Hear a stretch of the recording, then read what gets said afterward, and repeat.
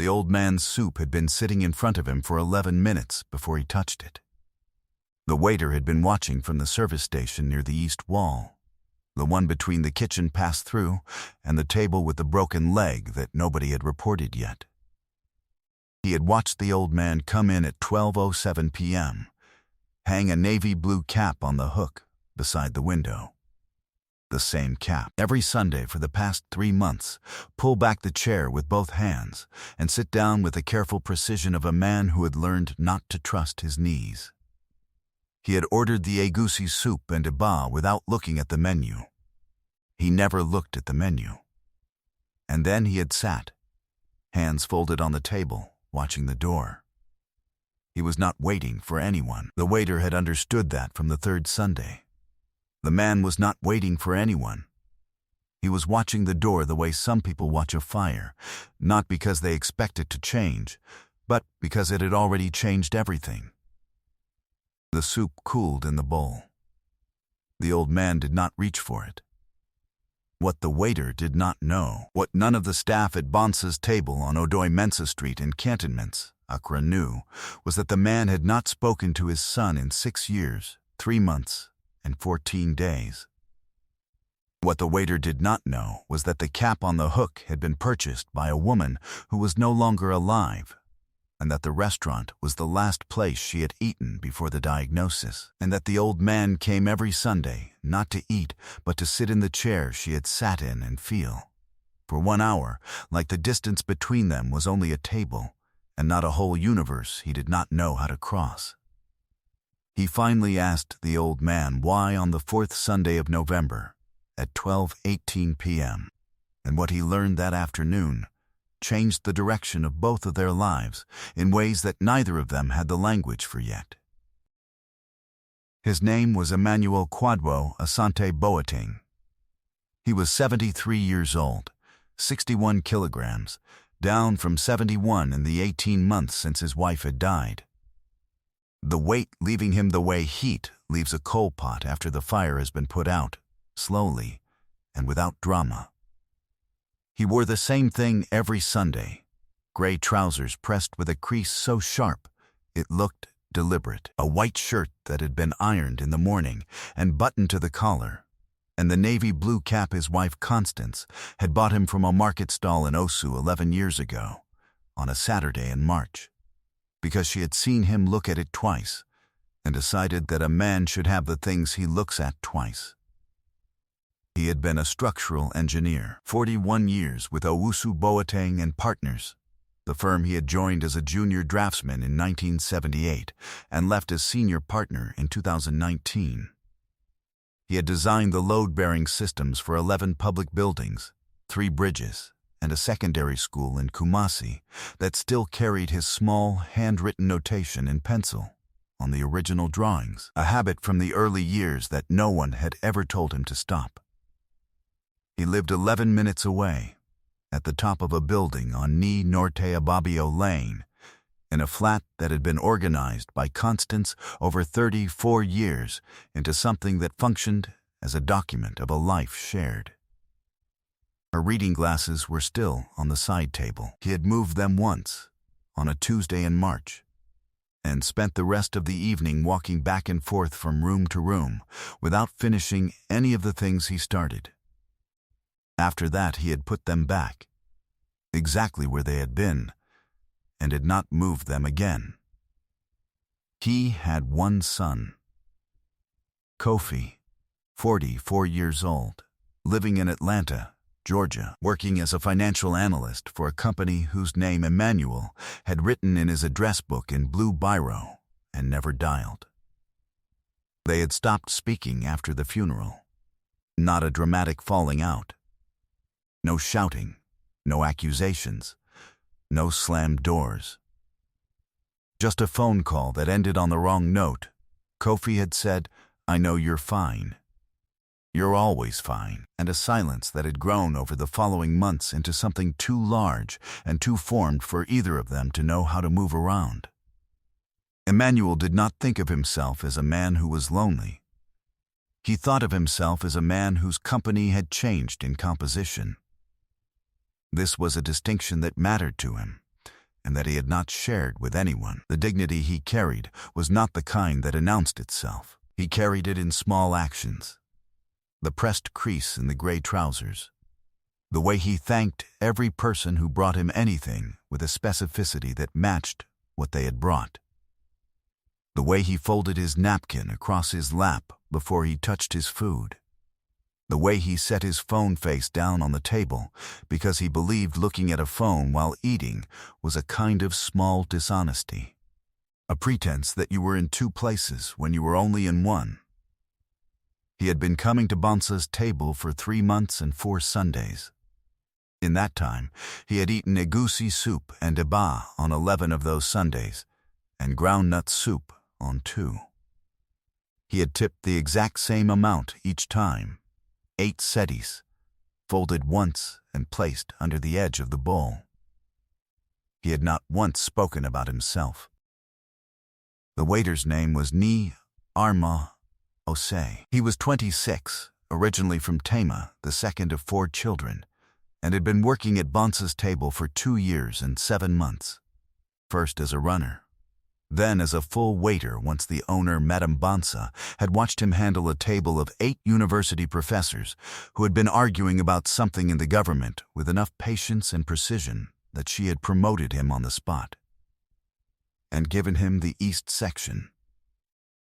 He was 182 centimeters, lean the way people who are always in motion become lean, and he smelled on Sundays specifically of the shea butter his mother sent him from Tema in blue plastic containers, twice a year, enough to last. He wore the restaurant's uniform, black trousers, white shirt, the small embroidered bee on the pocket that was Madame Bonsa's signature, with the careful attention of someone who understood that how you wore a uniform was a statement about your relationship to the work. He had noticed Emmanuel on the second Sunday because of the cap. Not because caps were unusual, but because of how the man hung it, the way a person hangs something precious, settling it rather than tossing it, making sure the hook had it securely before releasing his hand. He had not asked any questions for the first 3 months, because he had understood, with the instinct of someone raised in a house where silence was often the loudest language, that the man was not sitting there waiting to be talked to. He was sitting there, waiting for something else. Ni Arma had respected that waiting the way you respect a closed door, not because there is a rule about closed doors, but because you can sometimes hear, through the wood, that the room on the other side needs to be exactly what it is for a while longer. But on the 4th Sunday of November, something was different. Emmanuel's soup had been sitting for 11 minutes. He had not unfolded his napkin. His hands were still on the table, folded, but his right thumb was pressing into the knuckle of his left hand in a way it had not done before. A small, repetitive motion, the way a person presses a bruise to check whether it still hurts. Ni Arma picked up a small jug of water that did not need to be refilled and walked to the table. He refilled a glass that was not empty, set the jug down, and did not leave. He said, "Sir, is the soup all right? You haven't touched it." Emmanuel looked up. His eyes were dark and steady, the eyes of a man who had spent decades reading structural calculations, trained to find the exact place where the weight lived. "The soup is fine," he said. "I was thinking." Ni Arma set down a second glass he had not been carrying, pulled back the chair opposite. He would apologize to Madame Bonsa later, who had a rule about staff sitting, and said quietly, "Every Sunday you come. You hang your cap. You watch the door. You eat or you don't eat. And you fold 8 cedis under the bowl. 3 months." He paused. "You're not waiting for anyone, are you?" It was not entirely a question. Emmanuel looked at him for a long moment. Then he looked at the bowl of soup. "My wife liked this soup," he said. "She said it was the best egusi in cantonments. She was very specific about these things." A pause. "She died in May of last year." Ni Arma said nothing. He kept his hands flat on the table and let the silence be what it needed to be. She sat in this chair, Emmanuel said, meaning the chair Niar Ma was now in. That last day, we came for lunch. She said the soup was very good, and she drank all of it, and I kept thinking on the way home that I should have paid more attention to how she looked when she said that, whether she already knew. He stopped. You can't know which meal is the last meal. That is the difficulty. No, Niar Ma said. You can't. I come on Sundays because she liked Sundays. She would make me turn off the television, and we would sit at the window in the kitchen with tea. And she would read to me from whatever she was reading, even if it was something I had no interest in, and I would listen. Because the point was not the reading, you understand. The point was sitting at the window. He unfolded his hands and placed them flat on the table. My son does not understand this. He thinks I should be moving forward. He told me I was always fine. I had always been fine, and the problem is that this was true and now it isn't, and neither of us knows how to account for that. Niar Ma turned the small water jug once in his hands and set it back down. My father didn't speak for 1 year after my grandmother died, he said. He wasn't sad in the way people expect sadness to look. He just went somewhere, internally, and we waited for him. My mother, my brothers, me, we just waited. And after about a year, he came back. Not all of him, but enough. A pause. You can't rush the waiting. Emmanuel looked at him carefully. How old are you? 26. 26, the old man repeated, as though this were a structural calculation he was checking for load-bearing errors. And you understand this? My grandmother raised me for the first 8 years, Niar Ma said. While my parents were getting established in Tama, she was the one who... He stopped.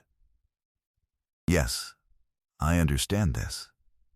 A woman at the table near the entrance dropped a spoon. The sound rang across the room.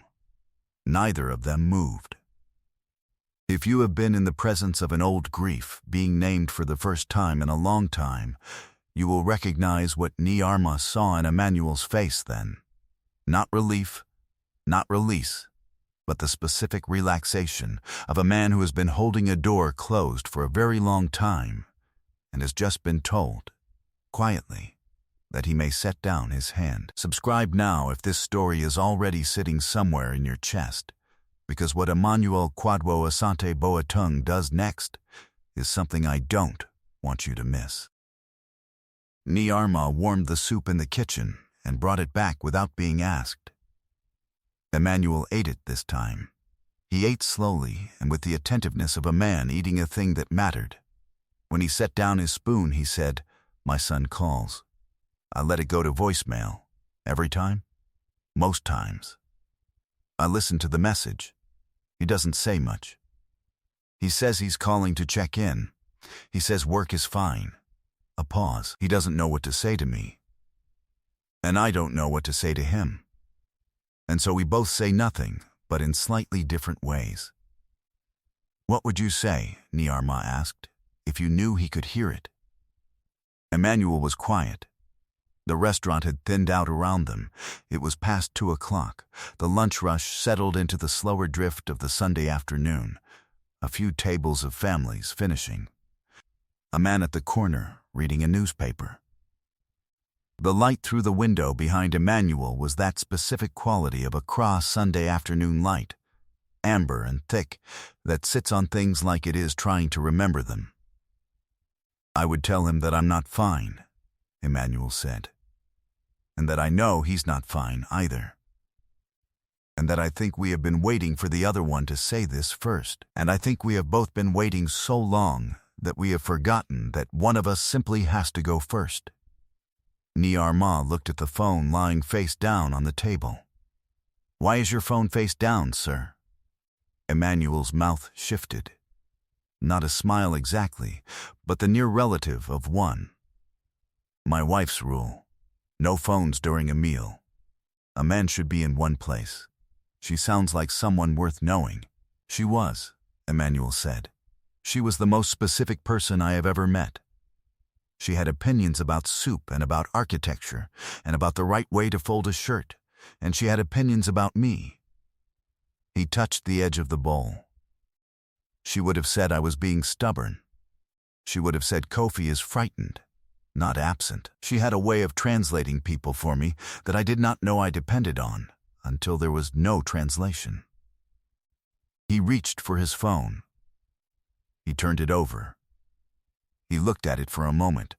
The last missed call from a 404 number was from 9 days ago. Then he set it face down again. "Not today," he said. "But I hear you." He paid and left at 2:43 p.m. He folded 8 setties under the bowl, as always, and lifted the navy blue cap from the hook with both hands. He stood in the doorway for a moment with the cap against his chest, the way a person stands before stepping back into a cold they have been sheltered from briefly, gathering themselves for it. Then he put the cap on and walked out onto Odoy Mensa Street. Niarma watched him from the window. The old man walked the way old men walk when they have been engineers, with the attention of someone who has spent decades accounting for load, placing each foot as though the ground is something to be read, not merely stood on. He turned left at the junction toward Ni Norte Ababio Lane. In 2 minutes he was gone. Niarma cleared the table. He lifted the bowl, which was empty this time, and found the 8 setties folded exactly once underneath. And he held them in his hand for a moment in a way he could not entirely account for, and then put them in his pocket. Madame Bansa was standing at the kitchen pass-through when he came in. She was 61, a Fonte woman from Cape Coast who had opened the restaurant 23 years ago with her husband's severance pay and a recipe for a goosey soup that she had never written down and gave to no one. She was small and wide-shouldered, and she smelled of the palm oil she had been working with since 6 that morning, and she had a way of looking at her staff that was not unkind, but was also not fooled.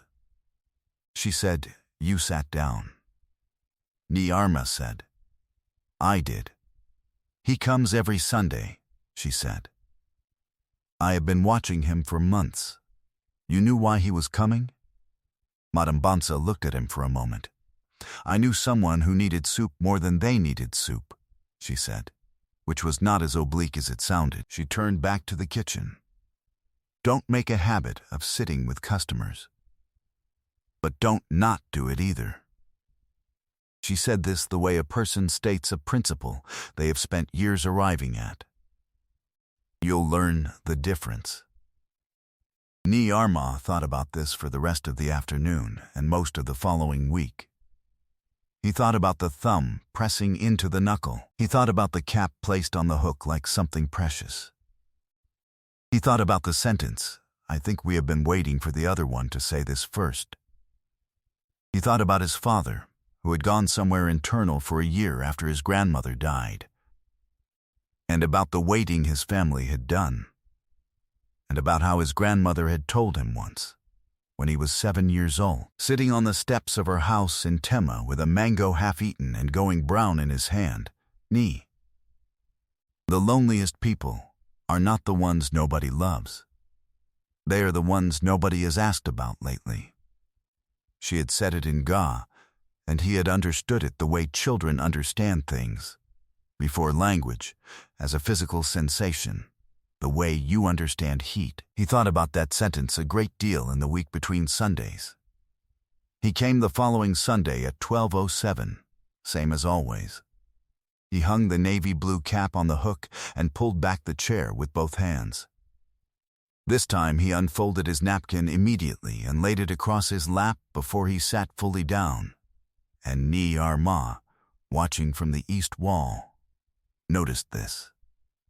Noticed the small shift, like a building that has been slightly re-anchored, the foundation the same but the load redistributed. He brought the soup without being asked. Emmanuel nodded his thanks with the specificity he always used. "Thank you. This smells correct." And then, before Niarma could turn back to the kitchen, said, "I called him." Niarma stopped. Thursday evening, I called him, and he answered on the first ring, as though he had been sitting with his phone in his hand. A small pause. Perhaps he had been. "What did you say?" I said, "Kofi, I am not fine." And I said, "I don't think you are either." And I said, "I think your mother would be very impatient with both of us by now." Emmanuel looked out the window. On Odoi Mensa Street, a trotro was turning the corner, its engine delivering the particular complaint of a vehicle that had given years of faithful service and was now offering more. He didn't say anything for a long time. And then he said, "I've been wanting to call you every day." And I said, "I know." And he said, "I'm coming in February." And I said, "Good. Come on a Sunday. I know a place with good egusi soup." The light through the window was the same amber light as always, settling on the table, on the bowl, on the navy blue cap hanging on the hook with its careful placement. "She would have said, 'Of course you did,'" Emmanuel said. "Constance, she would have been completely unsurprised." Niarma set down the water jug. "Would she have liked me?" Emmanuel considered this with the seriousness of a structural question. "Yes," he said. "She would have said you are a person who knows how to listen, and that this is rarer than people think and more important than most people admit." He looked up. She would have been right. In the weeks that followed, things changed in the way that genuine changes happen. Not dramatically, not all at once, but with the slow accumulating weight of small corrections adding up to something structural. Kofi Asante Boateng landed at Kotoka International Airport on a Saturday in February at 6:44 a.m. on a direct flight from Atlanta. He was 44 years old and had his father's hands and his mother's precision, and had been rehearsing on the 14-hour flight the things he was going to say. By the time the taxi pulled up to the building on Ni Norte Ababio Lane, he had abandoned all of them. He knocked. The door opened.